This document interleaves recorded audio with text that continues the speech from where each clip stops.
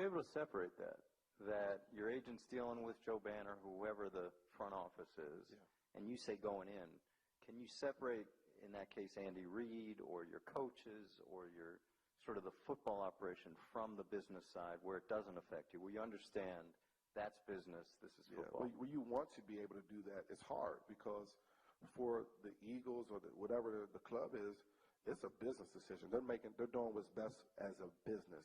Now, of course, as a player, it's a business decision as well. However, it's very personal.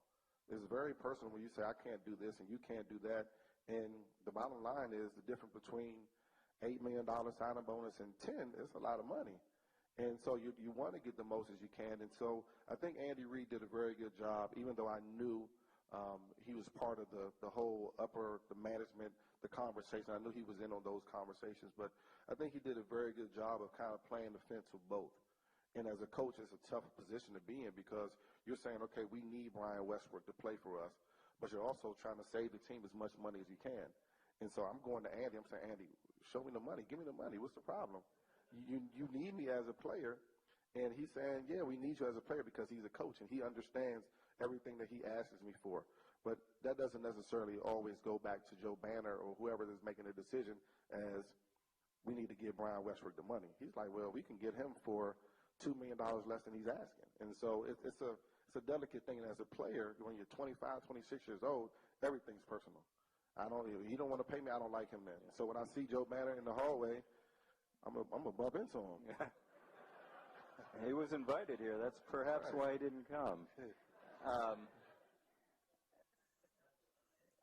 That personal nature to it, and yes, I know when people say it's not personal, it's business, it's always personal. It's always personal. So how much did your agent, and maybe you answer this, shield you from those difficult perceptions they were giving? You're worth this guy, but you're not worth that guy. You're worth this much.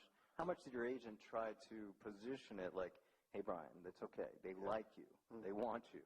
Just not what we want exactly. How much was that going on? Well, the way that I work with my agent is simple. Listen, tell me everything, and then I'll decide what part I want to listen to, what part I appreciate, what part I'm going to discount. That's just the way I felt. Just tell me everything they're saying, which definitely is not the best way to do it. So I heard most of the conversations, and I took everything personal. And it was just tough to walk into that building hearing what Joe Banner or whoever else has said about you and still want to go to work for that man.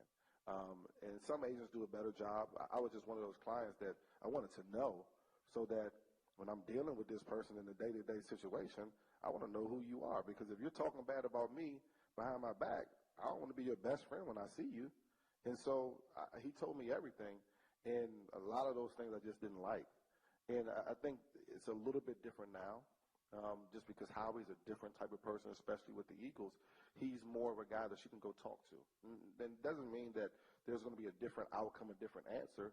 It just means I have a more personal relationship with Howie than I had with Joe, and it won't be me against you all the time. And it still may come up with the same answer. I still may only give you the same amount of money, but the correspondence going back and forth and my feeling towards the organization and him in particular is a little bit different than it probably would have been with Joe.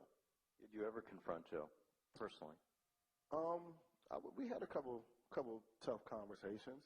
And, you know, the bottom line for me as a player is, listen, I know I only have 8 years, 9 years, 10 years of play, and I have to get as much money as I can from you during that time. Now, as an organization, you know that I only have 10 years of play, and you want to get the best player that you can possibly get. And you don't want to overpay, and I don't want to get underpaid. So at some point, there has to be compromise on both sides. And the tough part in negotiations is finding that compromise and then still saying, okay, now that we paid you a little bit less than you really wanted, I don't want you to be pissed off at me. I want you to be cool with me so you can go out there and be the best player. And sometimes when you're 25, you don't quite get that. You're saying, I still actually hate you. Thank you for the money, but I'm still mad. Yeah. So, yeah. No.